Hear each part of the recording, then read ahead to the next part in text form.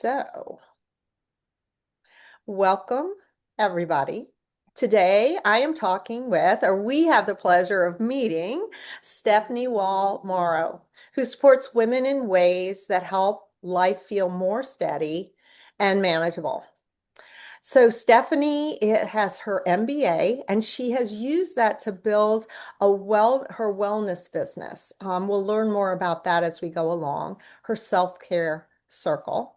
She's a lifestyle coach who helps people reconnect with what truly restores them to living and using the self-care approach.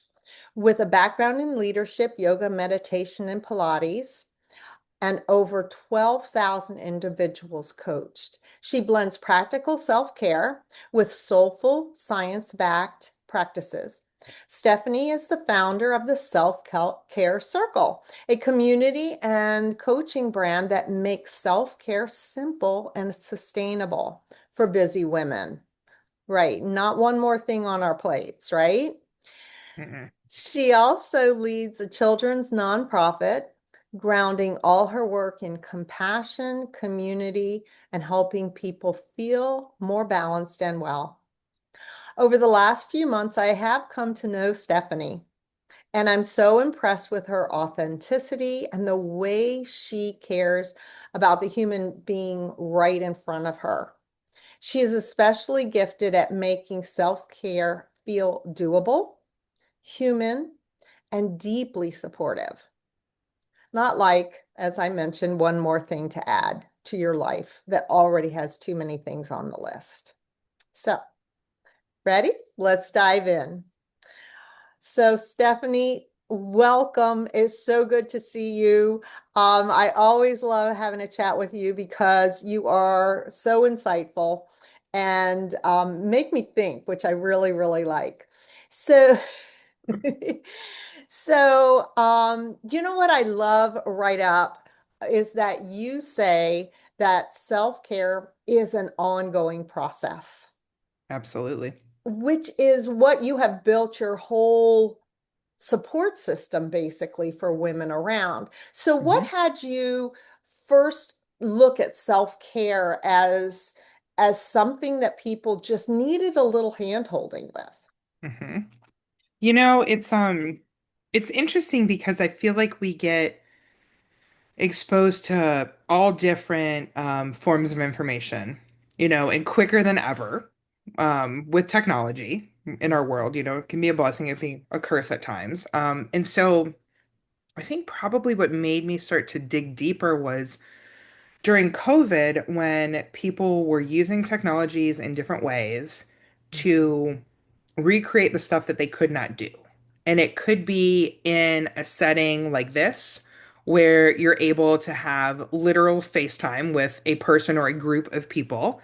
Um, Even just like looking at YouTube, and I remember with my kids going like, okay, well, we're clearly not going to Disney World for spring break, but we're going to be able to watch a couple videos, and that's going to be cool, and we're going to feel good. And so as we had this time back in 2020 where life was just so bizarre, it Mhm. made me realize how a lot of the things I was doing were really helping me take care of myself.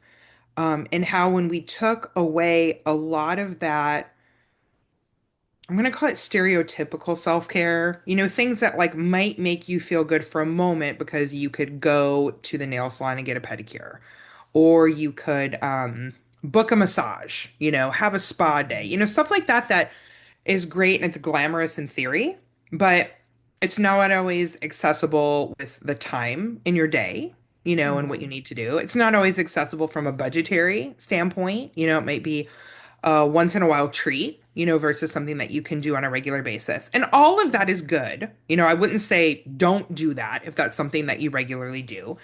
But I started to just look more of what are the regular things that are helping somebody to feel good, to make the day to day easier, especially for females. I think we have a tendency to jump in because when someone asks for help, we emotionally respond to that. We don't want to say no, especially knowing about the vulnerability that happens when somebody asks for help.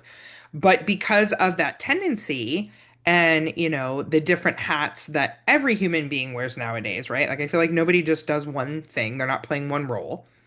Females and moms, as you and I are, they have a tendency to wear even more of those hats. And a lot of what was making me feel great and a lot of other people that I was close to feel good were not the glamorous things. It was what I refer to as non-traditional self-care and things that made the day flow easier. It made you have more energy, more patience, more compassion. Some of them even were things that clearly were recharging the human battery. Mhm. And, it's always funny to me, we see the low battery light on this little guy and we go, "Oh my gosh, where's the charger?" Right? 20%, I better plug it in charge. But we'll let ourselves get way below that battery range without even realizing it. And then Mhm. even when we do realize that, often not do anything about it. And so as I thought more and more about this and I had more and more conversations with people, it led me to look at, what am I doing to take care of myself? What are those recharging aspects? Yeah. Um, what was fun? I think adults in general don't have enough fun, so there's something to be said with how that energizes us and lights us up. And then thought a lot about accessibility, because you might only have 5 minutes to spend today taking care of yourself, but that 5 minutes can be well worth it. Mhm. And it can make a big difference, not just today, but a big difference in your week, your, Well, and your interactions with other family. people. That's, yeah, Yes. that's where I was going. Like, whoever it is that you're talking to, right? Like, in the family situation, I always affectionately joke of, like, it's your roommates. And if you think back to, younger days where you had roommates, there were probably a lot of situations, that came up, as they do when you interact with other human beings. So, there's always those roommate scenarios, but then it's, who else do you interact with a lot? Like, it could be your teammates. It could be your neighbors. It could be somebody that you work with on a volunteer project or in some kind of organization where everybody has made the choice, to be there proactively, Mhm. and because they want to do something, together and make a difference. So whoever these people are that you're interacting with, they can tell when you're tired. They can tell when you're cranky, you know. I don't think anybody shows up wanting to be that way, right? But, by taking better care of ourselves, it allows us to show up in a lot of other ways and make things just a lot easier. Hmm. Right. And I love the bite-sized pieces that you're talking about because a lot of the self-care things that we read about, that are the traditional self-care, it takes a lot of time. You Yeah. have to block out time in your schedule. I mean, even if you're thinking about, an Epsom salt bath or a bubble bath, it's like, and not everybody likes that, right? So Yeah, should yeah, it I takes a while to really find what like? you really like too. Yes. So I'm going to struggle through this bubble bath because it's good for me. Everybody says it is. So what do you find helps people the most to realize before, mm, how can we be proactive when Yeah. it comes to that self-care? Yeah, Yeah. before we're like totally out. Yeah, I love the proactive view of it, because to me that's more intentional in terms of wellness versus the reactive, you have the health scare. You have the crash and Mhm. burn. I mean, you have something that becomes a catalyst, and we don't need something big and eye-opening like that to be able to make a shift. Um I'm a big planner, and I didn't realize how much being a planner was helping me with self-care, because when I had things organized Mm-hmm. or scheduled on the calendar, Yeah. it went out of here. It's kind of like when you read, and you'll see something about like journaling or to-do list, or like the physical act of writing it down gets it out of your head Yeah. and lets you know, okay, I'm not going to forget about it. Like, it's there, I'm processing it, I'm going to figure it out. But for me, sometimes it was simply just blocking the time off on the calendar to make sure Mm-hmm. that it happened. And it could be a yoga class I wanted to go to or some other type of like fitness class, especially if I was going to do something with friends.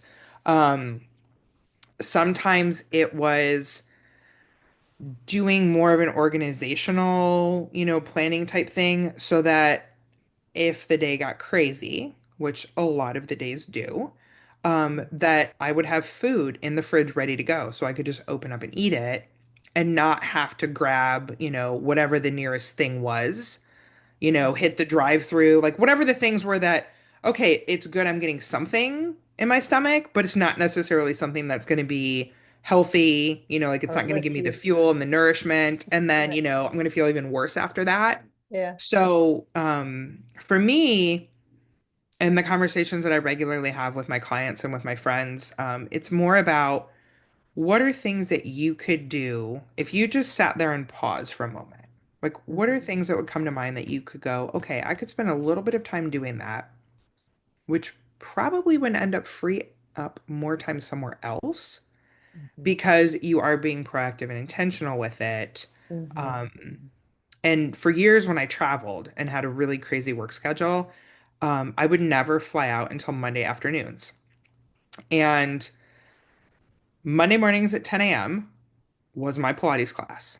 And I was not booking a flight that was going to make me, miss that class. If I had to drive instead of fly, like I was leaving after the class.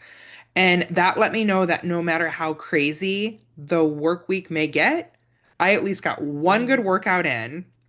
And those little things, we don't necessarily think of them as self-care. A lot of times it's like a productivity tool, a life hack, a this, a that. But sometimes just getting still and looking at where you can find those moments and then setting aside the time for those moments to happen, that often can make you feel better than the bubble bath, the Yeah. spa day, the things that I feel like are very marketed to us, you know, being a business person, I think I would be remiss if I didn't mention that. But like there's a lot of marketing out there for all kinds of different things. And the self-care marketing is always interesting to me because it's like, okay, well, is that intentionally looking out for the person who we know needs to experience that? Or is it another way to sell like a product, a widget, an experience, Mhm. something that Mhm. clearly is a way for a business to make money, and there's nothing wrong with that, right? Yeah. Like Right. businesses are supposed to make money. But when I really think about like what is accessible to any human being, it's got to be things that are quick, things that are Yeah. low cost, things that you could do anywhere, because today your 5 minutes that you were able to squeeze in might happen in between meetings at your desk at work. Tomorrow Yeah. it might be, on your couch after everybody has finally gone to bed. Like you never know when it's going to happen. So if you can make it easy and accessible, and just keep it top of mind, that's where the proactiveness comes in, and you don't end up with those big reactive catalysts later on. I love that because what I heard you say was the act of taking something out of our head and putting it on the calendar or a piece of paper is actually self-care because Hmm. you're lightening that mental load Yeah. that so many of us have when we're thinking of all the schedules that we need to balance. Yes. Hmm. And that's awesome. And another thing I'm actually thinking is create a list Yes. so that you Hmm. have like I can sit and have a cup of tea. I can look out the window for 3 minutes this morning. Do you know? Yeah. Um, and I actually even just now typed in chat to tell me, hey, what are some things I can do that are really easy to do? Um, Hmm. and and just things that are like put my hand on my heart and say, what do I need today? Yeah. An act that small and simple can be profound. Hmm. I love Absolutely. how you remind us that that is something that is very important, and you can do that while you're soaking in the bubble bath. You can make your list. Yeah. Yeah. I am a huge fan of sticky notes. I feel like I need to buy like major stock in 3M. Right. I wish I I would have I invented make a that. to-do list every day. I recently have moved to smaller sticky notes because Mm. they fit on the back of my phone easier. So like I write it down, I stick it on my phone and carry it with me. And also because sometimes in a day where I know I have a lot of time to be productive, I might make the list a little bit too long. And that's okay to do like maybe one day a week, but I was finding that it was happening more often than not. And, the yoga teacher and the meditation teacher in me kicked in and was like, Stephanie, Mm. you are not a human doing, you are a human being. So let's just slow down. Like, just because you have that availability to maybe get some more things done doesn't mean that that's what you should do. Like what Yeah, would feel better? What other things could you do instead of just being the productivity magnet? yeah, But that act of writing it down also gives you something to refer to. So if anybody out there is, watching or listening this today and you have ADHD like I do, which I did not know about until I was very grown up, married, had just had kid number two, and somebody asked me a question one day, and I was like, "Oh, I never thought about that," and then I looked into it, and I was like, "Wow." Hmm. Wow, some of the thoughts I have, some of the actions, the way I'm wired, like this is kind of making a little bit more sense. But it's very easy for me to get off track, especially when I'm brainstorming, when I get really excited. And so that list comes back to me, and it's kind of like, if these are the three things that I get done today and nothing else gets done, like those three things help to move the needle forward. They help to keep me less stressed. In some circumstances, they make sure that like the husband, the kid, the dog, whoever, like gets what they actually need because there's stuff that they need, help and Yeah, support with too.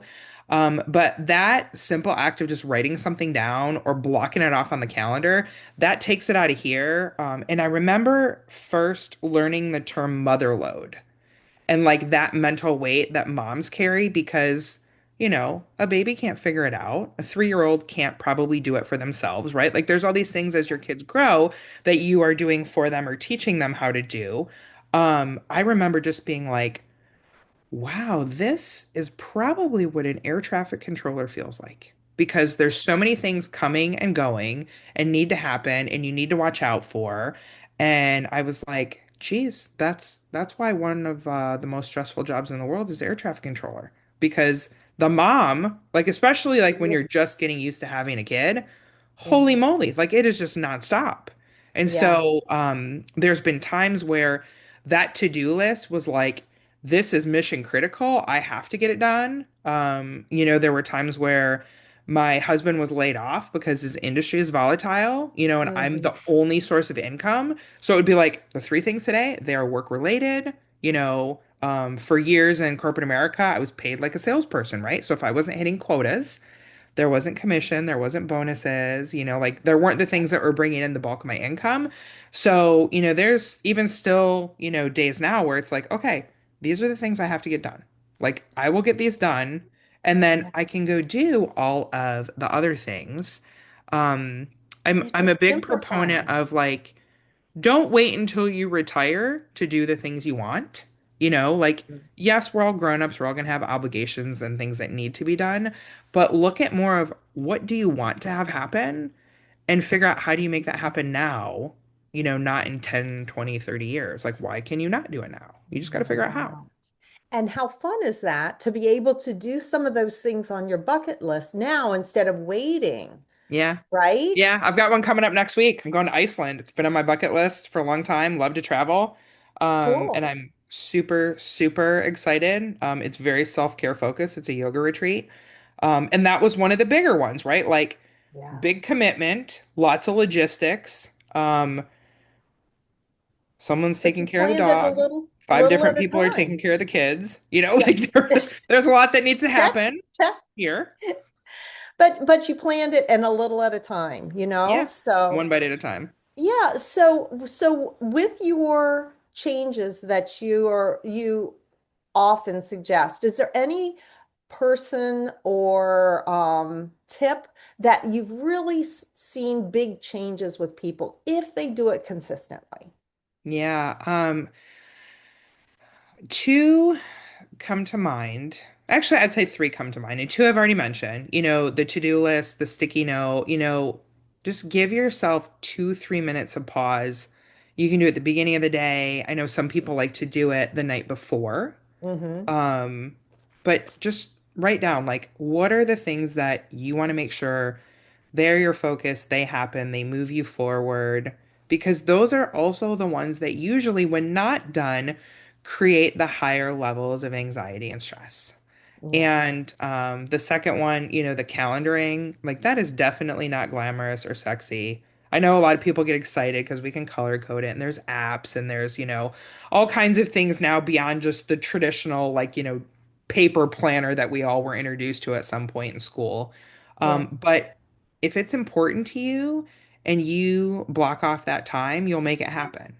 It might Yeah. not happen in the original day and time that you first scheduled it, but when it's there, if you can't make it happen today or Friday or whenever it is, you can move it around and make sure it happens. Like for me, that's my workouts. Like if I do not put my workouts and like that focus on physical activity, then I don't feel good. Mm-hmm. Like physically, I feel like my body is achy. I spend way too much time on Mm-hmm. screens and at a desk, and it's still a lot less than like the average human being does in today's world. But I know if I don't get that movement in, I'm not Yeah. going to feel great. So, maybe sticky notes and to-do lists or something that like you've done on and off or you've thought about it, like just try it. Commit to it, do it for a week. See how it Mm-hmm. happens. You don't have to say like I'm doing this every day for the rest of my life. Same thing goes when it comes to calendaring and scheduling. And then the last one that I hadn't mentioned with yet, this one I love because you can literally do it anytime, anywhere, no matter what's going on. It's Mm-hmm. just a little bit of breath work. And being a yoga teacher, I always say, yoga first and foremost is a breathing practice. Anything you do beyond that is optional, right? Like you want to do poses, cool. You want to twist yourself into a pretzel like these people that post on Instagram, like cool. Rock and roll, do your thing. But at the root of all of it, it's just observing your breath. And, after you do that, you start to learn about it and you're exposed to different forms of breath, Yeah. ways that you can manipulate your breath.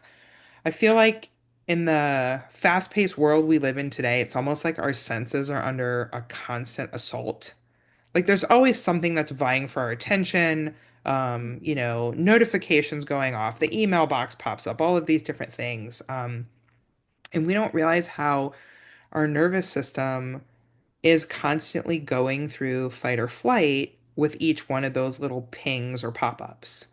And Yeah. so doing a little bit of breath work, whether it's like 3, 4 cleansing breaths or just simply slowing down your exhale and making it longer than the inhale you're taking, Mm-hmm. that brings you into that more rest and digest response that the nervous system automatically adapts to. And so it could be the most ridiculous situation. I remember last year we were coming home from summer vacation and there was a horrific car accident. 5 lanes of the highway is shut down. Nobody's moving. I've got 2 little kids and a puppy in the car. Oh, And I'm good. like, well, clearly there is nothing I can do about this, right? Like I am stuck here. This is going to take a long time. I think we were there for like 4.5 hours. And it was just like, okay, I can take some breaths. I can slow down. Like in that space, I was like, okay, here's a couple games we can play. We can get out. We're on the edge of a state park. We did a little mini hike. I mean, we made the best of it, but it was Yeah. that space of just going like, okay, I'm here. I can take a couple breaths. I can pause. I can figure it out. And from that aspect, I love the breath because it's always with you. Like it's like the supportive best Right. friend that you've had since childhood, but Right. it's right there. Anytime you need it, you can tap into it. Yeah. True. True. Yeah, that's right. It is not going anywhere. Yep. Um, until it does. And then hey, right? That's not, well, whatever. So, um, I love that too because you made it fun, something that was going to, you could have been upset or Hmm. you're going to be stuck there anyway. Yeah. So you have a choice and you chose to make it fun. And I think that would be something that I could do is how can I make this fun today? Do you know that would be one of my little things I'd put on my sticky note. Instead Yeah. of nose to the grindstone, how can this be fun? Do you know? Just Yeah. something simple. So thank you for that. That is fabulous. I appreciate that very much. So Stephanie, I know people are going to have some questions for you. What's the best way for them to get in touch with you? Yeah. If you're listening, my email is Stephanie at myselfcarecircle.com. Always open to emailing anytime. You can follow me on Instagram. You can go to the website, myselfcarecircle.com. Um, Always happy to connect. I love meeting people, love seeing all different parts of the world and where people come from and just learning all kinds of new things from one another. So please reach out. And there's a lot of different things that I do. All of them are going back to the concept of self-care. So when I work with my one-on-one coaching clients, it's all about how do we make this happen consistently? How do we make it in a way that's realistic? And in a way that actually makes you feel better. Because for one person, it might be a combination of the stereotypical, traditional and non-traditional self-care. I've got others where, like, no, it is very non-traditional, but it is the thing that makes me feel better. It makes me have the ability to relax, um, allows me to have more fun. It's always interesting. Each person's scenario is so different. So being able to figure out, on a one-on-one level, what makes the most sense. I also have a beautiful self-care community. That's what we call the self-care circle. And that one is awesome because it's a space where people can connect. Everybody's got a device. All you need is, internet access. Sometimes people are sharing different tips, tricks, recipes. Those come up a lot for like meal planning, which definitely is a form of self-care. And then twice a week, we have two live events on Zoom. One is a more traditional self-care. It's a restorative yoga class, and I love Mhm. that one. It's actually, for years, has been the most popular format of any yoga class I've ever taught. And it's all levels accessible. You could be just cleared from surgical recovery and you can do it. You could have never done yoga in your life. Doesn't matter your skill set, your ability. It's all about slowing down the nervous system, slowly and gradually stretching the muscles. I personally love it because it undoes a lot of this, right? Like you and I are sitting here, like we're at the desk and we're on the screen and we get the hunching in the shoulders and the neck tension and all this stuff. So we do that one night a week to kind of undo all of that, what has happened during the day to us mentally and physically. And then the other session that typically takes place Thursdays, that one is all about this is not what you might think of as self-care, but we're going to go through it. You're going to get a chance to experience it. And then if it makes you feel good, maybe that's something that you start doing on a regular basis. So, the sticky exercise comes up in there. I did one on financial self-care, which people at first were like, "What? What? How does that?" And I'm like, "Hear me out here, because Yeah. when you make sure that the right things are happening, when you make sure that you have bills on auto pay, just different things that make that part of your life easier, which, Mhm. I mean, let's be honest, nobody loves talking about money and finances, right? So that's not, the best thing, the most fun thing. But when you have a plan for that, so many other things fall into line.